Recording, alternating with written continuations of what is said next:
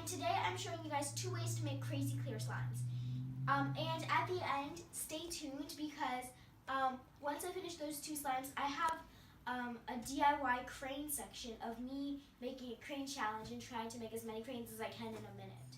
Well, in like half an hour. If you don't know who I am, my name is Hal DIY, and I do DIYs on the weekdays and slime videos on the weekends. It might be weird because I'm right now doing a slime video on the weekday, and the reason I am doing that is because I'm going to be out of town this weekend, so this is kind of like a 2-in-1 video. But on Monday, I'm doing my Mystery Monday, so stay tuned for that, and let's get on with the video. So what we're going to do is to make clear slime with beads in it. What we're going to do is, this time I'm using borax, and I will leave exact measurements in the description. You're going to take some water, warm water, is preferred, with some borax, and you're going to mix them together. So now what we're going to do is we're going to add in 1 cup of glue. I mean, not 1 cup, but like half of a regular standard bottle. Now we're just going to add in the activator.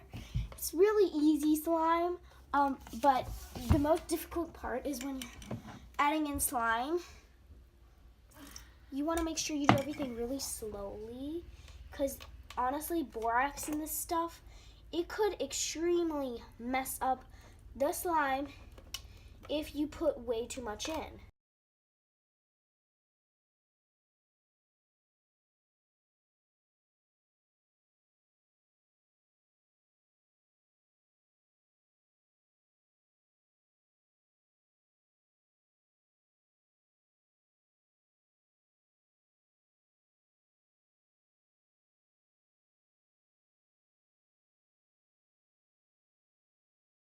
So first what we're going to do is we're going to add in half of the Elmer's glue, clear glue, if you're making glitter slime.